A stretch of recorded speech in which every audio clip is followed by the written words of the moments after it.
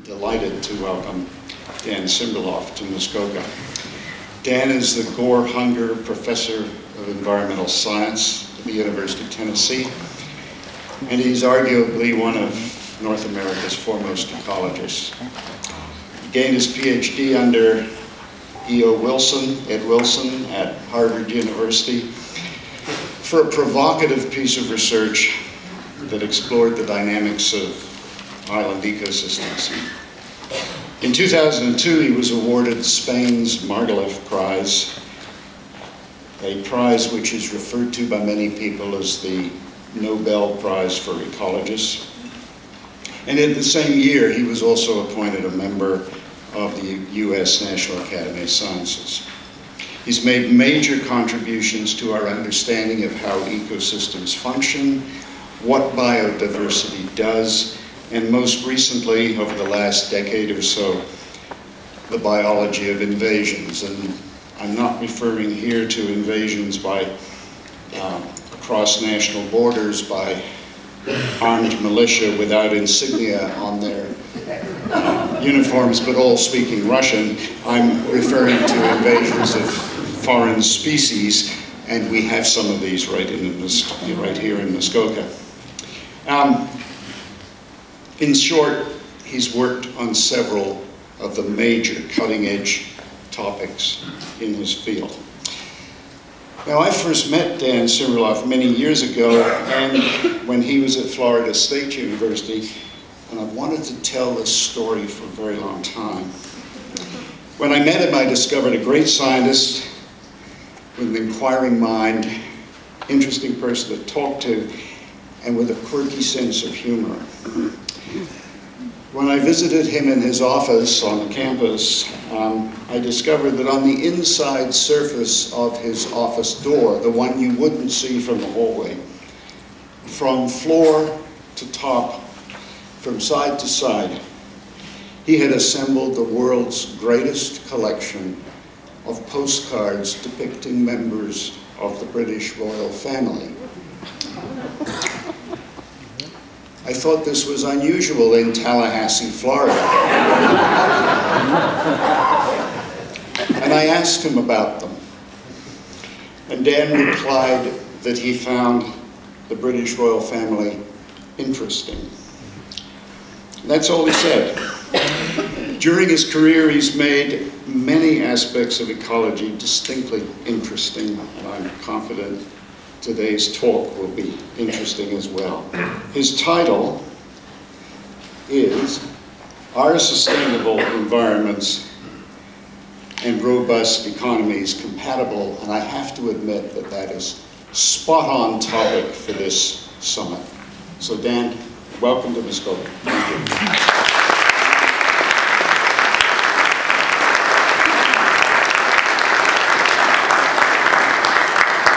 Thank you very much, Peter, for an overly detailed and generous introduction.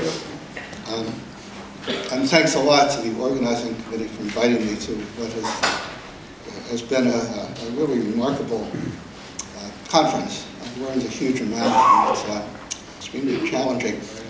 So you'll recall that Peter began the conference by saying yes in answer to this question, but my answer would be a qualified no. Depending on the exact definition of the words sustainable and robust. It's not a popular view that I'm taking, but I'm driven to that conclusion by a number of observations, and I will point to most of them today.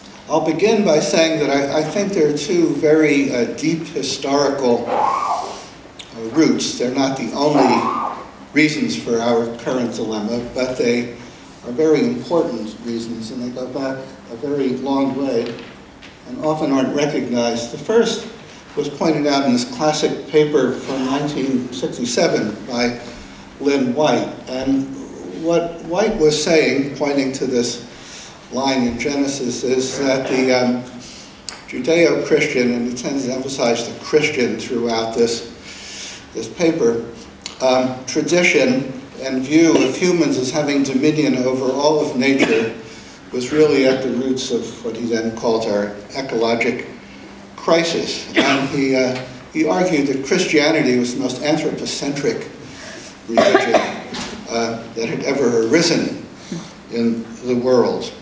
And of course, it's hard not to look at that passage from Genesis and see that there's something pretty convincing about his idea.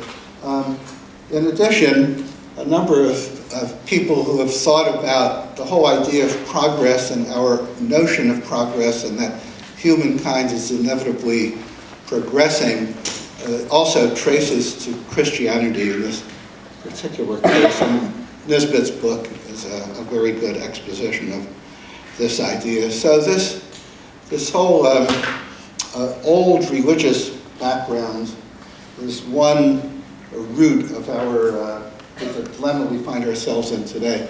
The other was referred to yesterday by Kai, and that's Adam Smith's book, which basically is an exposition of the idea of capitalism and defense of it. And Kai mentioned briefly the key metaphor that Smith used is the invisible hand, or some would say the hidden hand. And what Smith said in this book and in other writings is that somehow the individual strivings and profit-seeking activities of all the individuals somehow is transformed as if by an invisible hand into the good of the entire society. He said it, he didn't prove it, but that was his thesis. And the idea of capitalism, and in particular the beneficial aspects for society through this hidden hand, have really dominated thought, initially Western thought, but now virtually all thought, almost since its inception. One can think about this hidden hand metaphor and see that it fits Darwin's idea of natural selection very well. Because after all, what did Darwin say? Darwin said that individual species are selected, each according to the advantages and disadvantages in the current environment, but they're individually selected, the different species. And somehow or other, it all comes together in this wonderful panoply of nature. Some of you may know the tangled bank metaphor that he used. So it's sort of for the good of all. But in addition, and we know that Darwin read Smith and was very moved by him. He cited Smith, actually, and even discussed Smith in some detail, not in The Origin of Species, but in another book. But we know he read him. And throughout The Origin of Species, he used the term economy of nature. And he kept speaking in economic terms or other economic metaphors in the Origin. Let's see. And over the years, economic thinking and ideas about allocation of resources and transfers of different sorts of resources come to dominate ecological thinking. This is one of the key papers from 1977, pointing this out and advocating it as the proper way to think about ecological relationships. But the idea pretty quickly came to dominate in the 1970s and 1980s.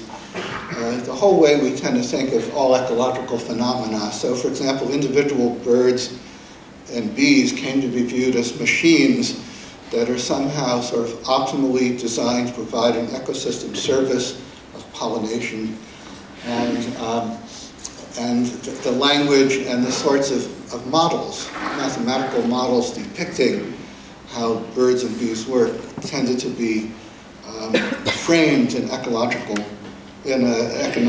terms. And now we've gone much further, and sort of it's led to this what I would call the commodification of nature, where everything in nature is sort of viewed as not just a resource, but as a commodity to be traded, and it's captured nicely in this title of this paper. So like biodiversity and individual species can be viewed as sources of pharmaceuticals, for example, and that's the value they have to us.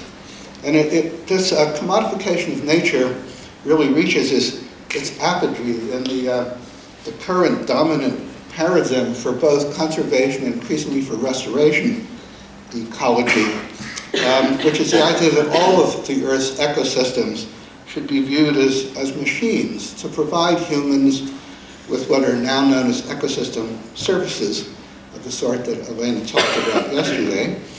And so I don't have to talk about what they are today. And that additionally, these services can be valued economically, in economic terms. And probably the key book is by Kai's postdoc advisor, Gretchen Daly. And notice she used Darwin's term, the economy of nature. It's all about the economy. And by profitable, she means profitable in the economic sense, dollars and cents, or euros and cents. And this is captured very well in the massive work that was cited by both Elena and Kai yesterday, the Millennium Ecosystem Assessment, assembled by a team of 1,000 or so, primarily ecologists. And here it is. Here's the synthesis volume. Notice it's ecosystems and human well-being. Ecosystems and human well-being. It's not ecosystems and ecosystem well-being, ecosystems and the well-being of nature, or ecosystems and planetary well-being, but ecosystems and human well-being. And what the Millennium Ecosystem Assessment, following much other literature of the 1990s especially, does is it casts all of nature, including biodiversity, as providing ecosystem services for the well-being of humans. That is its role, that is its purpose, and as Elena said yesterday, it's dividing various services in different ways. I'll return to this point in a little while. And more than that, because they can be valued economically, we can even put a value on nature. I'm sure many of you have wondered, how much is nature worth? Here's how much it's worth.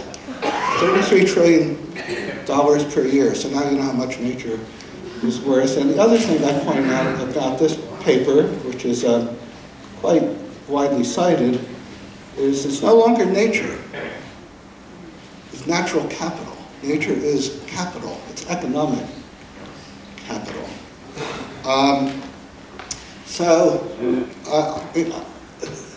Kai yesterday sort of obviated the need for me to talk about the problems in making this economic valuation. They're myriad, but for better or worse, it's done, and I won't go further into that issue, but I'll point to a second implication or consequence of this valuing of nature as an economic entity and solely in economic terms, and that is the idea of fungibility or substitutability. In economics and now in ecology and conservation, the idea is that if the service can be provided by some other entity more cheaply or at greater profit, that's okay. Because it's the services we're concerned about, not the entities providing them. So at one point yesterday, Peter said in his introduction, we can't live without the biosphere. And that's true to an extent, but we can live without parts of the biosphere, depending on how we want to. And certainly in ecosystem service terms, there are surely a number of species that we could live perfectly well without if it's only the services we're concerned with. And even more than that, and we see it happening all around us, there can be techno fixes that provide the service for us. So we can have various dams and dikes instead of wetlands for flood protection, et cetera, et cetera. And so these entities are fungible. They can replace one another so long as the service and the economic value associated with it is maintained. Is this what we really want? As part of the shift from considering, or to considering all of nature and natural phenomena in economic terms, the idea of progress and development has come to be almost inextricably associated with growth, and economic growth in particular. And so the conservation, for example, has come to be associated with economic growth. We want to do conservation because we can help the economy to grow. And I'll spend a little time talking about an organization I know well, having served for many years on its National Board of Governors. And I've been a member since I was in college, which was in the Pleistocene. And that's the Nature Conservancy of the US, which is, in economic terms, the largest conservation NGO. So here's a book by the CEO of the Nature Conservancy, Mark Tersick, and a co-author.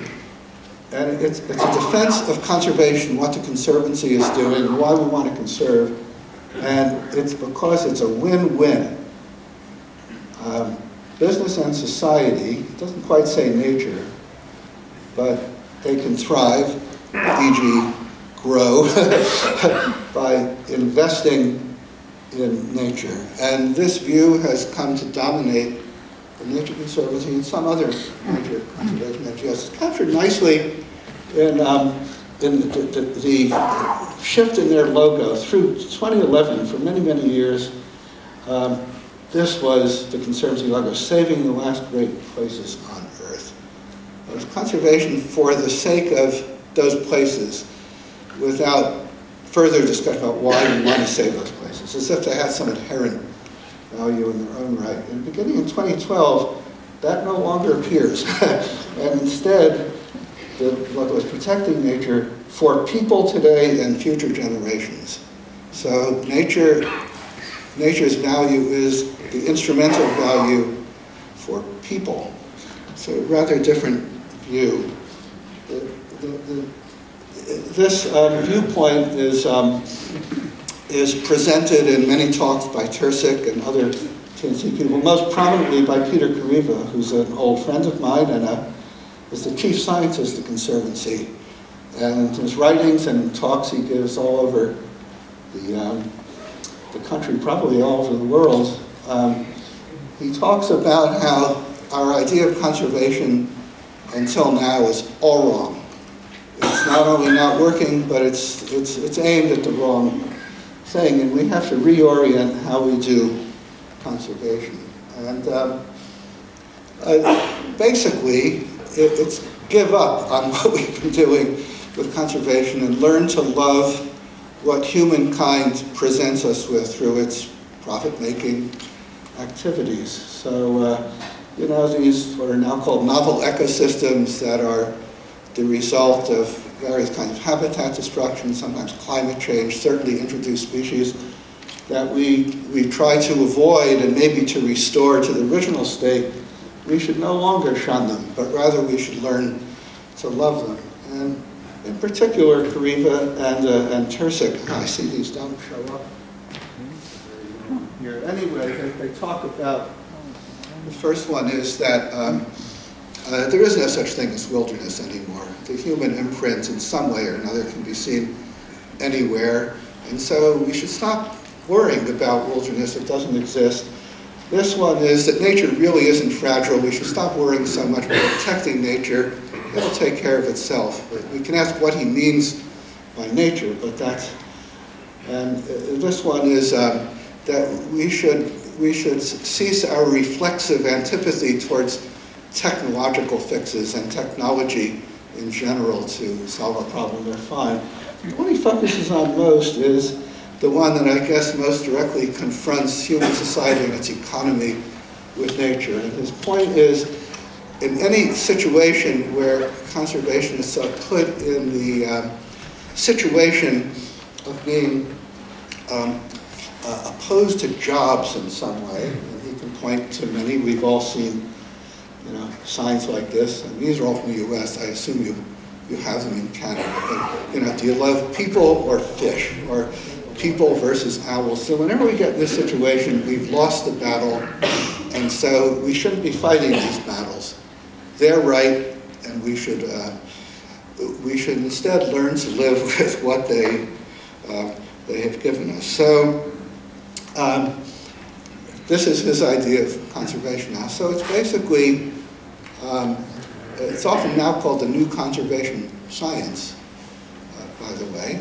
And the new conservation science is to study how we can take these largely anthropogenic landscapes, learn to love them, and maybe around the edges make them somewhat better for some things that we'd associate with traditional conservation, like biodiversity or what have you. They're basically providing ecosystem services, and that's what we should be worried about. So, aside from any aesthetic or ethical or philosophical view you may have about this idea, for better or worse, there's a problem. And that is, there are limits to growth. There are severe limits to growth, and they're ignored by the new conservation science and by this entire idea of nature as a machine to enhance human welfare. And I'll talk briefly about three of those limits that are sort of ignored. One is the second law of thermodynamics. Those of you who remember either your physics or chemistry courses will remember the Carnot cycle. Probably the best known version is by Clausius, of the Clausius-Clapeyron relation that Bob talked about yesterday. But the version that's relevant here is Planck's version, which is basically that in any transformation, net entropy must increase. So some people say things are always getting worse, but I won't go into detail exactly what we mean by entropy increasing, but you get the idea. The second limit was pointed out by Malthus at almost the same time, actually. He's a contemporary of Carnot. And that was the idea that increase in population is limited by means of subsistence, because the population will grow faster than the food supply will. And I'll return to that point in a moment. And the third is the sort of implicit view that resources are unlimited, that we can just keep taking resources, and because of fungibility, if one resource runs out, we'll find some substitute for it. And here's an interesting, very recent paper, still in press, but it's online, by Jim Brown and colleagues, showing that actually these are all per capita uses of various resources, and they deal with many more, including many minerals. That's not really working very well, and actually the amounts of many things, and petroleum would be one we know quite well, are actually decreasing. And we haven't, in many cases, found substitutes for them. Different authors have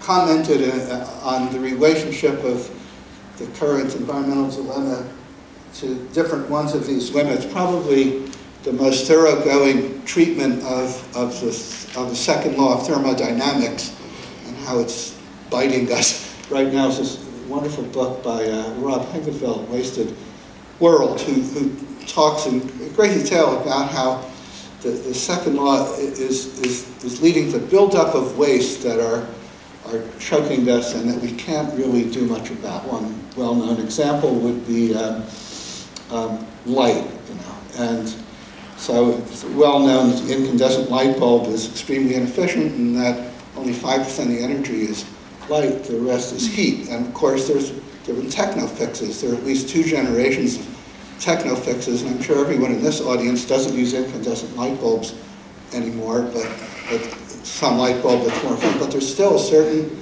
it's still somewhat inefficient and some of the energy is lost. But Hengeveld talks about more than just this aspect of waste. With respect to Malthus's idea and the problem of the growth in food not keeping up nearly with the growth in population, well, he was wrong for a couple hundred years because of, at least, and maybe longer, because of techno-fixes, of which the best known one is the Green Revolution. That is through the use of different genotypes of crop plants and massive amounts of fertilizer and of water. In fact, the amount of food has increased, even on roughly the same amount of land. Now we know that there are issues associated, especially with the use of fertilizer and water to generate this. So it's not really like it's a free lunch provided to us by better genetics, but in any event, it has forestalled the advent of the real impact for the most part of Malthus's law. With respect to shortage of resources and Malthus's law, there's the issue of human population, which got a bad name. In 1968, Paul Ehrlich, a prominent American ecologist, published a really interesting book, The Population Bomb, and he said there are too many people, and there are going to be even more people, and the Earth cannot support them.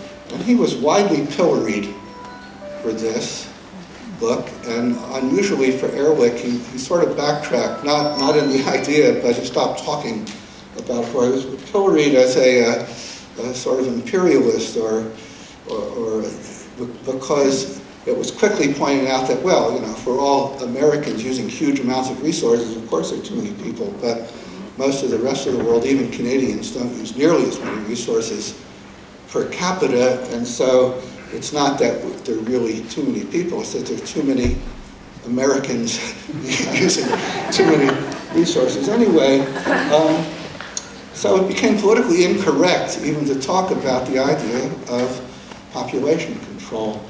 But Joel Cohn was rather brave to undertake to look again in 1995 at this issue about are there really too many people. This is a very interesting book. And he paraphrased, or he slightly modified Ehrlich's view. The take-home message from this very well-researched book is that, well, the Earth could support a lot of people, but it depends on what you want the Earth to be in order to do that. And Cohn's view was that the Earth could maybe support about 10 billion people and still have an Earth or at most 15, that we'd be happy with now. And it could probably support many more, but it would have to be turned totally into a machine for producing goods for humans, and it wouldn't be a really great place to live. Anyway, and furthermore, Cohn was doubtful that the demographic transition that typically arises as societies achieve better economic status will probably not be enough to forestall serious problems caused by population growth. So he's almost, but not quite, made it politically acceptable to talk about whether there are too many people and what we can do about it. Generally, people that have pointed to these various issues have been, if they're loud enough so their pleas can be heard, they tend to be shot down in one way or another. So a very well-known effort by the Club of Rome in 1972 suggested that we were headed for disaster because there were too many people and a bunch of things were going to crash because of that. And here are the various things. And the reception to this book, which was widely publicized, was, oh, they're wrong. And they were certainly wrong. They weren't very wrong in many of these things, but they were very wrong in food because of the green, primarily it was the green revolution. They said food was going to crash a few years ago now. And of course it didn't because of a techno fix, the green revolution. So they then published an update on it saying we're pushing back the crash in food a bit, so it's going to happen soon, but it's still going to happen. And also pointing out that this depends on how humans decide to handle themselves. And if we continue basically using and finding and exploiting non-renewable resources, it's not going to change things much. But another more optimistic scenario would be we'll stabilize the world population and improve technologies, use renewable resources, and things will be better. Another famous prediction based on these limits is the famous bet. There's a whole book about it. In 1980, Paul Ehrlich bet the economist Julian Simon that shortages of commodities were going to lead to skyrocketing prices. And so the bet was that the prices of 5 commodities, copper, nickel, tin, tungsten, I'm forgetting one. Ehrlich bet that they were going to increase between in the next decade, 1980 1990, and Simon that they were going to decrease. And in fact, in 1990, as it happened, they had decreased, and Ehrlich paid off the bet. Economists have since pointed out that almost any other 10-year period, the bet would at best have been ambiguous, and probably Ehrlich would have won. Certainly if it went up to 2011, he would have won easily because 4 of the 5 commodities, the price increased, and often it's increased a huge amount. But whatever the techno fix is, or the methods that forestall these limits, the limits are still there, and we're surely pushing them. So to return to the Millennium ecosystem assessment, here's human use of various types of ecosystems, and as you can see, we're already using much more than half of many of them. And when we're finished, there are no more. Elena talked about flower diagrams yesterday, so I don't have to spend some time saying what a flower diagram is, but here's the use of a flower diagram to talk about various limits, and it's an important paper by Rockstrom and colleagues. And what they show is, by various estimates of impact, that we've already exceeded safe limits for sustainability for 3 of these. And it's getting worse for several others. As another one that is being exceeded, and biodiversity. Again, they're accepting this idea of they're accepting this idea of nature as providing ecosystem services. That is the rationale for conserving nature. But even with that rationale, we're just not doing it well. So to return to the extinction, or to turn to the extinction, one of those, and biodiversity, which I'll talk about. This is again from the Millennium ecosystem assessment. Extinction rates have increased very greatly. We have a lot of species, so it's not like we're running out of species, but certainly many species are going extinct, and many, many more than have gone extinct at any time in the past. I think the problem with the whole ecosystem services approach and the commodification of nature is captured very nicely in this wonderful title by Shahid Naeem, and that is ecosystem services are for humans. And is it really sustainable to be focused solely on nature providing ecosystem services for one species. And Naeem points is that this is a log scale, so there's a huge increase in the literature in papers about ecosystem services at the same time as sustainable development.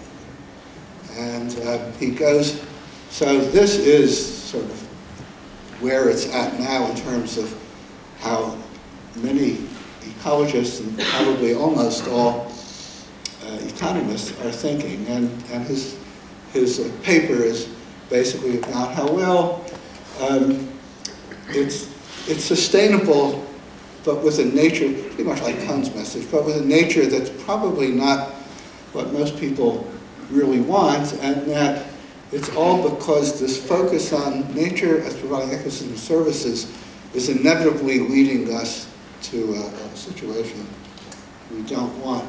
This is to return to the Millennium Ecosystem Assessment, and once again, the three kinds of services that Elena talked about. And as she said, regulating services actually have decreased. So we're not doing well there, and the cultural services have largely decreased. She said that provisioning services have largely increased, but actually that's not what the Millennium Ecosystem says. It says some of them have increased, especially those that involve food, but actually many others have decreased.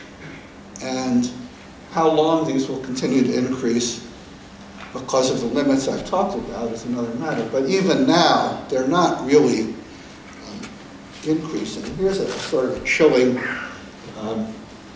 figure, again from Brown's recent paper. Here we have the relationship between the mean per capita power consumption versus mean per capita GDP, and each dot is a nation.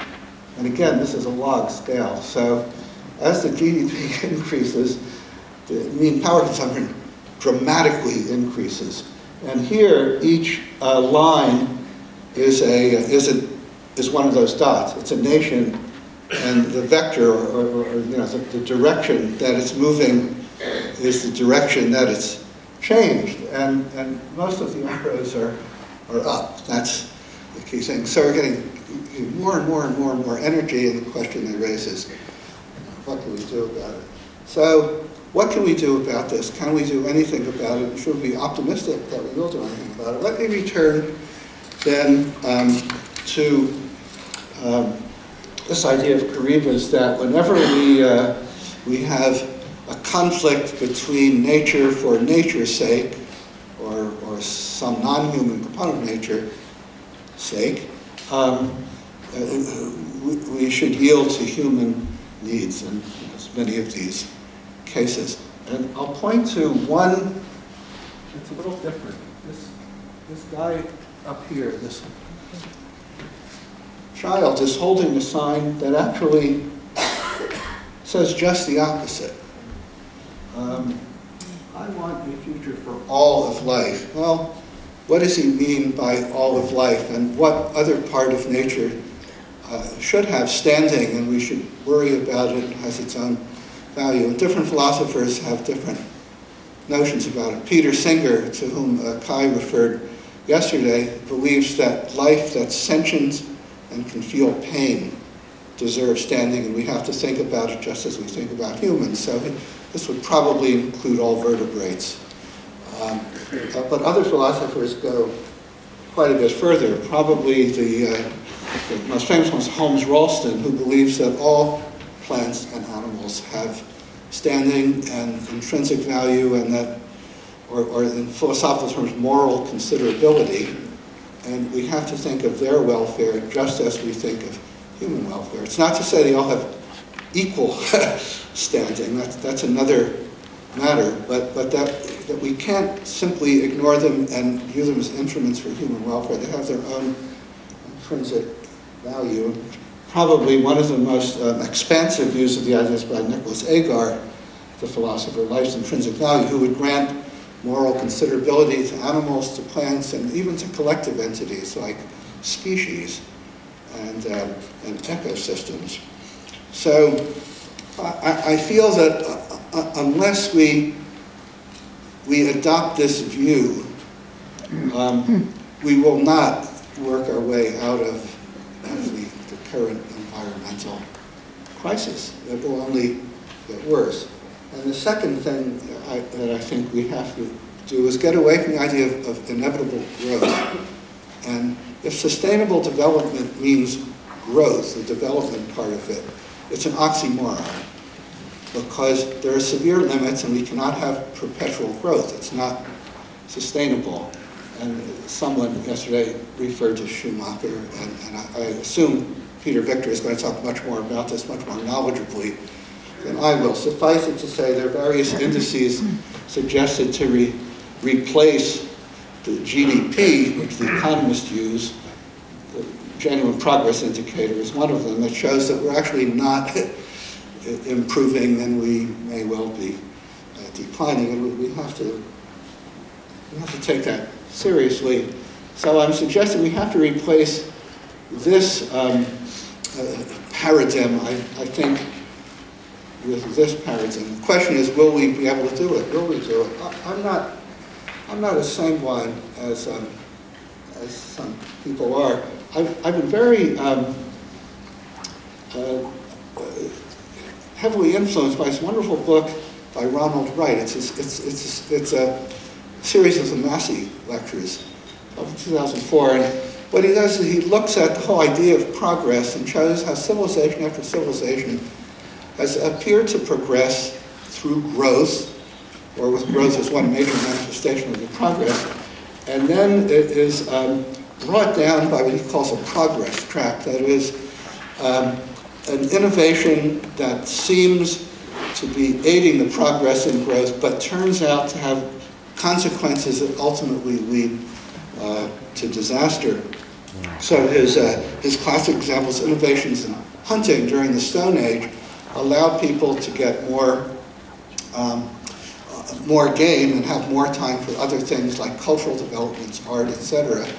But in the end, it drove down populations of game and led to this massive food problem and decline of populations in various ways. And he uses several examples. One of the best ones that he and others have used involves Easter Island, a classic case of a civilization progressing and then crashing. And the standard view, which Wright adopts, is that the key to the flourishing of the population was wood. It was a forested island, and they used the wood for various things, among other things to move the statues.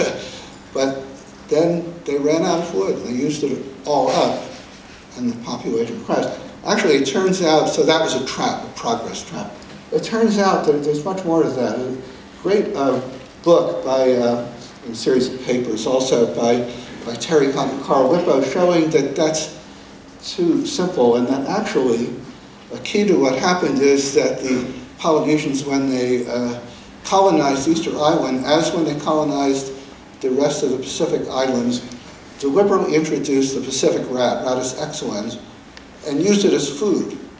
And unfortunately, the rat ate the seeds of the palm that dominated the forests, and ate more and more and more of them, and so there was no reproduction by the trees, and that greatly advanced the time when the population was bound to crash. So it's another progress trap. The rat was great. It helped them eat, gave them much more food, but then it did them.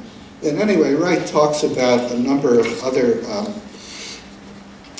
civilizations and how progress traps brought them down. With respect to the current situation, he points to many things we've already talked about. And in particular, he talked about the globalization of the economy and of society, so that an individual civilization declining or crashing nowadays is very likely to have global consequences. And Bob talking about the influence of pollution from China affecting Canada and much of the world is a very good example. And he also discusses how rampant capitalism and greed, I would have said, particularly by Americans, is sort of spearheading or accelerating this drive to an unsustainable situation, leading to a crash. The one thing I would add as a biologist to this, it returns to natural selection and what it is. It's been a persistent controversy for about over 50 years now among biologists about the level of organization that is actually selected by natural selection working through the environment. Darwin and most others have viewed it as working on individuals, that the environment either kills or allows to live and reproduce an individual or not, and the genes that lead to this effect will either be propagated or not, and that's how evolution occurs. An alternative view proposed over 50 years ago is that, well, it actually may occur frequently in groups, and that this would be how certain sort of altruistic traits might evolve. And here's sort of a cartoon of it. One can think of the blue individuals as good guys, like Canadians, not including Albertans. So Canadians not from Alberta, and the red guys can be Americans. And the idea is that we have these groups, the groups are competing with one another, and the group that's dominated by the good guys, the non-Albertan Canadians, grows more than the other group. And so the entire species, in this case, the genotype shift to increasingly include the traits that make them good guys. And I don't mean this to be literal, but I think it's a good metaphor for what happens within societies, and that is the good traits, like wanting to save the environment for its own sake, I would call a good trait, although I realize this is a normative statement. The people holding that view, maybe even in the majority, but their devotion to it and their stake in it is less than the devotion to the alternative view by what most evolutionists call cheaters, and someone yesterday called free riders, individuals who think, well, I'm just going to take what I can and subvert the entire process. Evolutionists generally have found it's possible to have group selection, but the conditions are very, very limited, and almost always individual selection will override the effects of group selection. And I fear that that's also true for my metaphoric sense of the idea of selection of individuals and groups. And I'll close, and I'm sure you'll be glad that I will, with an example I've come to know really well that I think exemplifies many of these problems and focuses on Americans as the background. I'm talking about the South Florida ecosystem, in particular the Everglades. And everyone points to the Everglades as this massive, wonderful, quite species-rich ecosystem that's dying because of various human activities. And that is federal and state government, state of Florida and the US federal government committed vast resources and committed themselves through the comprehensive Everglades restoration plan to save it, or restore it to a semblance of its former self. So this is, it was the river of grass, and this was the historic track of the river of grass running from Lake Okeechobee right down into the Gulf. And this is what's sort of left. Large parts of it are developed for agriculture, some for human development, massive human colonization of the coast. There's about 6 million people living in this area, far too many really to be supported. But the comprehensive Everglades restoration plan, this is the way it used to be. This is the way it is now, and this is what they hope to accomplish and have spent several billions of dollars doing so already. Let me point out something. Most people think of it as too little water, not enough water. There's actually too much water. Lake Okeechobee has a huge amount of water, and it's kept there by dikes, which are in danger of failing and would cause massive floods. The reason they can't use this water is it's very heavily polluted by years and years and years of agricultural runoff. So it's 10 times the amount of phosphorus, for example, that would be permissible to go in the Everglades National Park. What do they do with it? They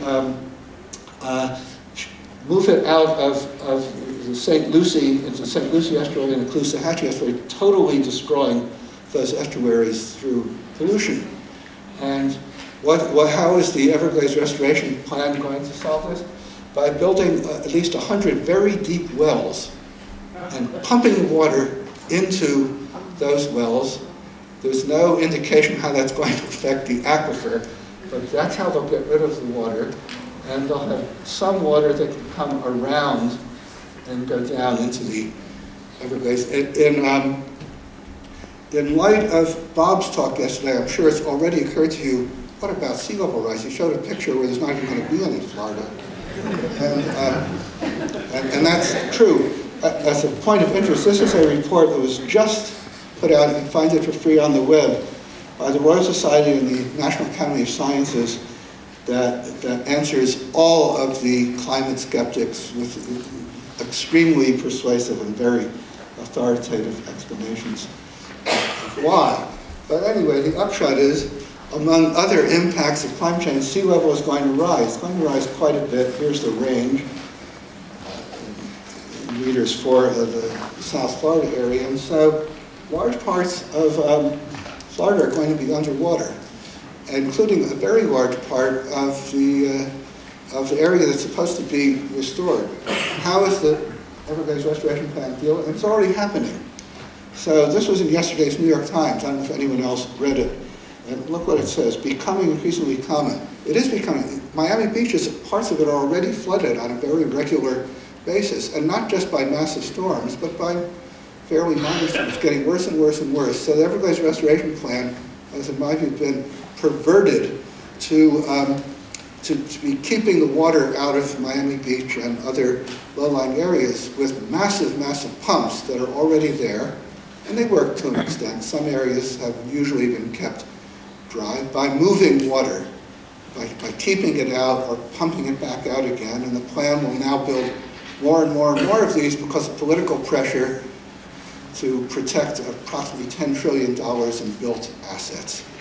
So it's not restoration anymore, it's saving human assets. And I suppose with this slide, which should be depressing. So what's the response to this? Climate change, increasing sea level, manifested already in South Florida. There's 3 prominent Republicans, 2 of whom I'll point out are 2 of the 3 leading candidates for Republican nomination for president, Marco Rubio and Jeb Bush, and the current governor won't talk about it. And Rubio is a climate change skeptic. He's made several statements in general casting doubt on the whole idea of anthropogenic climate change. They won't talk about it. And why won't they talk about it?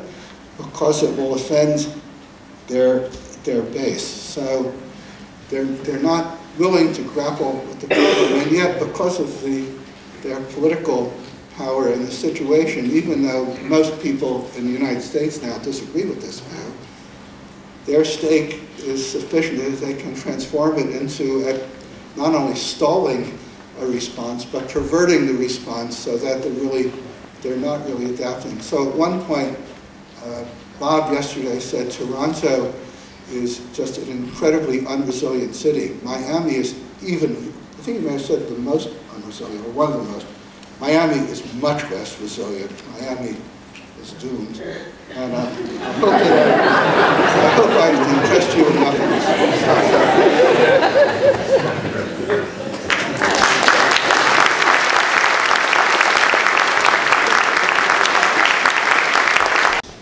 So recently, in the last 2 years, we've had 2 incredible books, one fiction, one nonfiction. Alan Wiseman wrote on population over, thank you. I guess the taboo of talking about human overpopulation. So was it Alan Wiseman? His book, he released a book last year or earlier this year talking about that, and it's quite comprehensive, like a 1,000-page tome. Yep. And it visits all around the world. It's very fascinating and timely. And then in the world of fiction, Dan Brown actually, his last book, Inferno, was pretty much point on human overpopulation, and I thought that was a really excellent way to introduce it to the general population, because this is the man who wrote Da Vinci Code and all the other popular sort of easy read stuff. So do you think that it's becoming easier, or may become easier, to talk about overpopulation problem? A little bit. It's still politically loaded, and you will certainly not hear American politicians talking about it. And you don't hear too many ecologists talking about it. Instead, they focus on per capita use of resources. But certainly, you can talk about it a bit, especially in academic circles, without being castigated the way Ehrlich was. So it's not really quite open for discussion, but it's I guess as the situation ceases to improve, and actually in many cases gets worse and worse and worse, people are almost forced to address it. Thank you very much for an outstanding presentation. I just wanted to ask if you think we're on the wrong track by monetizing the value of ecosystem services. Yes, I thought that was... I just wondered if you might want to enlarge on that. I think we are on the wrong track, that it's a tactic that may aid in local or even regional circumstances, but that the whole problem is the absence of consideration of inherent value and moral consideration due to other entities, because ecosystem services are for humans, and you can see where that has led us. So I do not think, because of my age and what I've been doing for many years, I was even, party to the decision to move in this direction and to focus on ecosystem services. At the time, I was one of the very few conservation biologists who disagreed with it, and to this day, I feel it's not really a good strategy. Do you think that if the IPCC were to clearly link climate change to population growth, that would help? But in what way? Like, how do you envision that having an impact? So many people seem to be missing the linkage between climate change and the impact of population growth on climate change. And if the IPCC were to link that clearly in people's minds, would it not help? I doubt it. I think the IPCC has focused on what will have the biggest impact on the public and policymakers, and that is potential impacts, in some cases realized impacts, to current wealth and well-being. And it could be that for some people, reweighting its population growth would help, and it would certainly publicize the population issue also. But I don't think it would get the public to raise the climate change issue higher in their calculus of what's the important issue. Thank you for the talk today. I don't know very much about this stuff, but it seems to me that we have had a lot of discussions talking about services and ecology in the paradigm of services. Is there another paradigm from which you speak, which talks? Yes, thank you for the question. Very good. And I guess I wasn't explicit enough. I think the paradigm has to be focused on the version of environmental ethics that grants intrinsic value to non-human as well as human populations. So I wasn't explicit about how that would be transformed into a real modus operandi, but I did say that that eliminating the growth paradigm would have to be part of it. So that would be the alternative, not ecosystem services for humans, but intrinsic value and moral considerability for much of the living, much of the biosphere. Dan, thank you very much for that. I mean, I think it's always important to maintain the voice of critique within a movement, especially when it's increasingly finding itself in bed with corporate partners who have a lot more money than we do, which is, basically the case with the Nature Conservancy. I too am a strong supporter of that organization, but I too share some concerns about that. So within the ecosystem services movement, though, there are lots of people who've written very strongly that, that this is one tool in the toolbox, and that it ought to be employed in concert with the same argument that you're saying in terms of, the rights of nature, intrinsic values of nature, the rights of, future generations that might be more commensurate with those than the considerations of the current generation, etc. Why are you characterizing them as alternatives? Why are you saying, where is the trade-off? I mean, I believe, the critique is just that if we fail to actually speak to what the current generation needs, then we're going to be irrelevant, right? And I mean, I think that's an important consideration. I think they are alternatives, unfortunately, and that the ecosystem services paradigm is a tactic rather than a strategy. And it can only be a tactic, especially if associated with the growth aspect of the paradigm, because of the limits that I talked about. And it's a rather dangerous tactic, especially as publicized by very prominent conservationists and ecologists, because it's the beginning of a slippery slope to thinking of it not as a tactic and one of the weapons in the armamentarium to preserve the earth, but rather as the paradigm. So it's all well and good for you or for me to say, well, locally and regionally this can be useful, and of course we want to optimize certain other aspects of agricultural landscapes so that they do more than produce soybeans. But the overwhelming message to the both local and international leaders is ecosystem services, and I would say Daly's book makes that point completely clear, and so does the Millennium ecosystem assessment. So I think it's leading us to disaster. I'm not optimistic that we will be able to replace the paradigm for all the reasons that Wright talks about in the short history of progress. I mean, we're talking about a philosophical stance that probably most people to some extent agree with, but to make it govern their activities on a daily basis is another matter. And I don't know if we'll be able to do it, but I think they are alternatives, and that the ecosystem services is a rather dangerous tactic for the reasons I just said.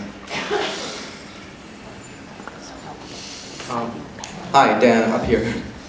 I have a question about the willingness of ecologists to deliver unpopular messages.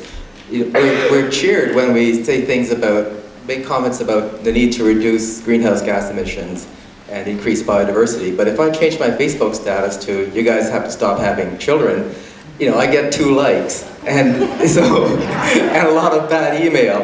And, I worry that we shy away from that very strong message. But what's the question?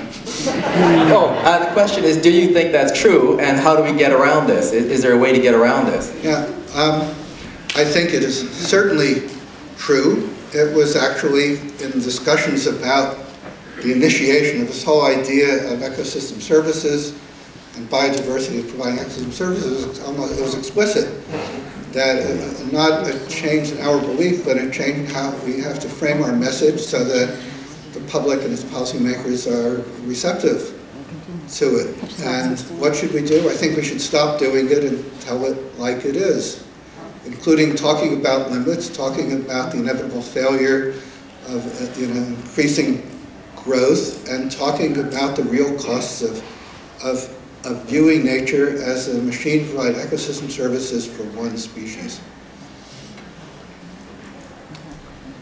Can you speak to how invasions are relating to the talk that you gave today?